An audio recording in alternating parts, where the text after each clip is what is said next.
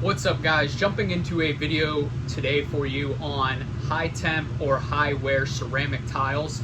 And a lot of the things we do, we're talking about epoxies and ceramic filled epoxies, but one of the best things for abrasion, for wear, for high temp applications are actually ceramic tiles.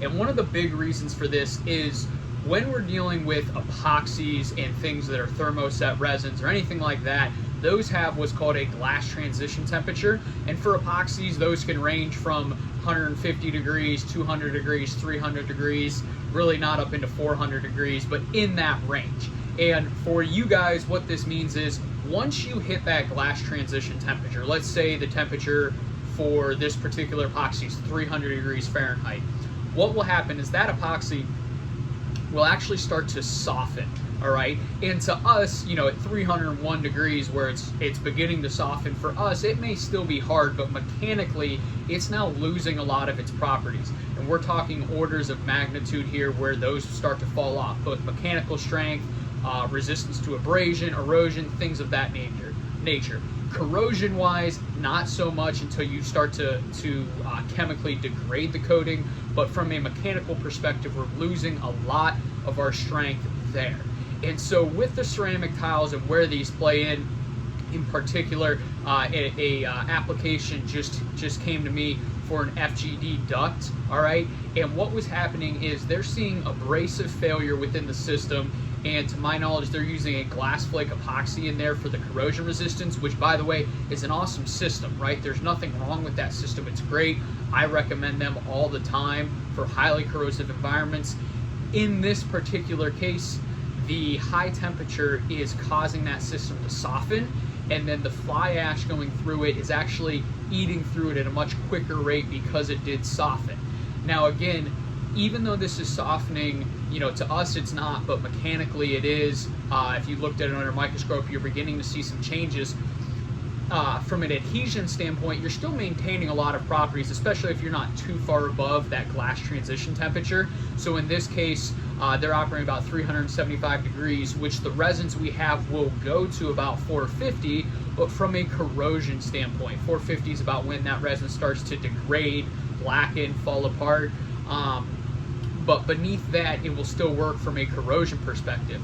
With abrasion, though, the carbide fill package that's in this case, our resin that we would use would hold up great, but the resin wouldn't. And so what would happen is the carbide would take the impact and actually chip out with resin attached to it. It would turn sort of goopy and start to go downstream, and then we have a failure much quicker than, say, if we were at 200 degrees Fahrenheit.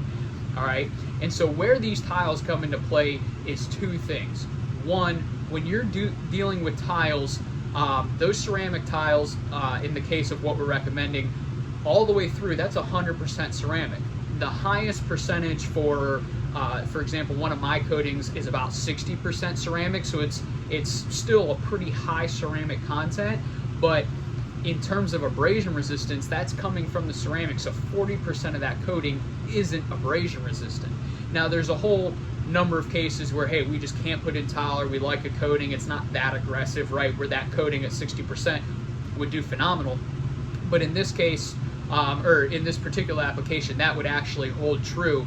But the second use case for the ceramics is the high temp zone. So with these, where we're operating in excess of 350 degrees, well above our glass transition temperature, that sintered ceramic, or what we would call sintered where it's created, is good to about 1,000 degrees Fahrenheit, right? So from an abrasion perspective, it's gonna see no performance loss as you go up. And in some cases, I've seen some of those where as temperature elevates, you actually get an increase in performance to an extent, and then obviously once you go over that cliff, say you get to 1,200 degrees, then it starts to fall back off, but that is something you can do. And so where these two systems work together, take the ceramic carbide fill coating with your ceramic tile, is in this case where we have ultimate wear or high temperature. If it's ultimate wear, then the coating would hold up well, but what we'll do is we'll use it as a bed in which to set the ceramic tile so we can get better wear resistance. And then in the case of the high temp, where that glass transition starts to cause failures, right, because that coating's falling off, basically what we're doing is we're using that like an adhesive to push the tiles in and minimize the amount of area that can hit the coating. So take a 10 foot by 10 foot area, we'll use 1 foot by 1 foot tiles for an example. That's probably not what we would actually use, you know, based on the geometry. But what we'll do is we'll put down those tiles in a bed of the coating, put them as close as we can, but we can still fill a grout line. And so the carbide fill coating is going to be your grout line and going to be your bed, which is going to give you great adhesion, great temperature control, and in the event a tile comes up, you're still going to get some abrasion resistance, but that's going to bond the tiles, because the tiles at that temperature are still plenty good for what is actually running through the system, right? And so beneath it, although we're above that glass transition temperature, we still have some good adhesive properties. And since the system isn't moving, right, it's going to be rigid, we'll reinforce it, but since it's not moving, what will happen is it's still enough to hold those tiles in place so they can get or have good contact with the media going through. And again, this is an FGD duct, so we're not sending boulders through or anything with very big impact. It's more airflow with abrasive and erosive materials in it, but it's not a high impact, so you don't need a lot of strength to hold that on. But the tiles, again, are still good for that high temp zone to resist that wear. You minimize the grout so you don't have any failures in there, and then you're good to go. So again, the tiles are real good where you have, or you need the ultimate in wear resistance, or you have really high temperature where a coating would do good, but you're above its glass transition and you start having issues where the coating's failing, not because it wasn't a good coating, you're just above where it's meant to operate, it softens, and then it starts to fail quickly. So hope this was helpful. As always, guys, I speak in general terms so that you guys can take this and apply it to whatever application you have at hand. You can use these with your manufacturers, with your suppliers, with your distributors, whoever you're working with, so you can get the most out of your systems. If you have any questions, drop a comment down below. Be happy to help. Take care. Godspeed.